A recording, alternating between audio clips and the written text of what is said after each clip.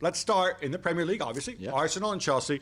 All those doubts, Lukaku, blah, blah, blah. I know it's been 90 minutes.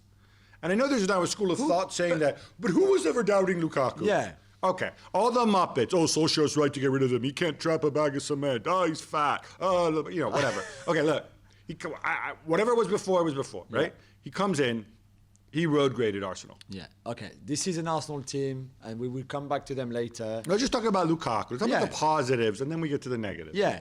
But the positive is also that he was facing a defense of Rob Holding and Pablo Mari, where with hardly any protection in front of the back four. So I think as a first game back after 2 years away, I think this was perfect for him because he was very dominant. Right. There might be other games where the defending on him is a bit stronger and tougher and all of that, but that's another story. But I thought it was fantastic, and I was there, and I promise you the feeling of power and of domination. I've rarely seen a player just walking on a game like this, and it was just, you could tell. And I think not just the goal, he could have had a hat-trick easily. I think there's a couple of times where the ball could have come, didn't come, or came too late. There's obviously the big save by Leno. But everything else that he brought to that team, and even the leadership, and just all of that, the cheering from the Chelsea fans in the corner at the Emirates who sang his name, pretty much 70% of what they were chanting, it was just fantastic.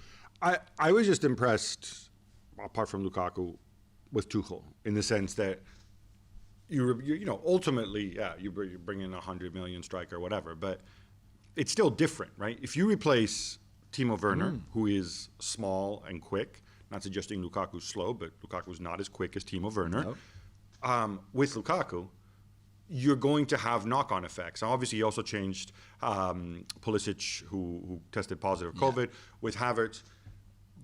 But they got everything in stride. There was no adjustment. It's almost like the rest of the team was very much like clockwork. I thought they took the 2-0 lead. I thought they were comfortable in possession. They were comfortable when they pushed on the accelerator and tried to put pressure on Arsenal.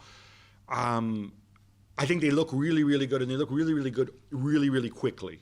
And that's what I find impressive about Tuchel. This is still the beginning, and I think imagine once Tuchel and Lukaku and everybody else really implement the new pattern with Lukaku in the team, so you can play him with his back to goal and he will hold up the ball so well and then get you into the game like on the first goal that he scored, that he starts that way. But they did it, but they could do it even better and more efficiently. And when they add that to already everything else that Tuchel has built for the last 8 months, they're going to be even stronger. You know what I'm dying to know?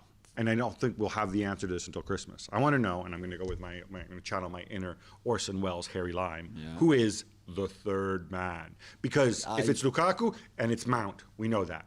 Who is going to be the third guy? There's no debate. And you saw it yesterday. Who is it? Havertz. It's every Havertz. Day. But yesterday... the Pulisic fanboys are going to come after Pulisic you. Pulisic is great, and Pulisic will have a lot of game time, and Pulisic can play wide, and he can obviously replace either Mount or Havertz. Right. But the first choice long-term is Havertz, you think? I think so. In that role. Yeah, and yesterday, they worked so well, the three of them. Makes sense to me in many ways. I think Havertz still has a high ceiling. Arsenal, wow. I was struck before the game. Arteta came out and said, well, they're trying to break our spirit. Our spirit won't be broken. I don't know if he's who they are. Maybe he's talking about the results. This was not a good performance. Mitigating circumstances, of course, a ton of absentees. Yeah, half of their team.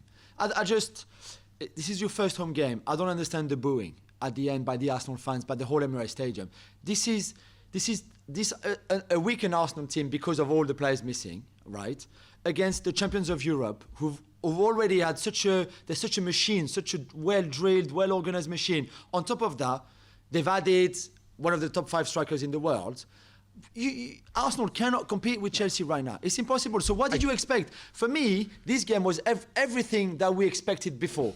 Chelsea were much better. Lukaku was dominant. They won. It was an easy win. And in that kind of Arsenal team, the shape they were, with the players that they had on the pitch, there's nothing much more they could have done. I think obviously you lose to Chelsea, and if they lose to, they've got City next. So obviously, on paper that looks like an L as well. But who knows? Because we saw City first lose at Spurs. Yeah, it will be. Fair to boo after Brentford for obvious reasons, I think. Yeah. I think this is still evolving. What I do think, and we're going to get into it some more on the Gab and Juls podcast, I don't think Arteta is actually under immediate pressure from above. No. Because I would hope, and Josh, if you're watching this, and I know you watch regularly, you know that this is down to recruitment, this is down to Arteta. There's a lot of different factors coming together. And if you're going to make a change, and there might come a time when you need to make a change. Yeah, of course. I think you have to have a more comprehensive, holistic approach and really assess who did what and when.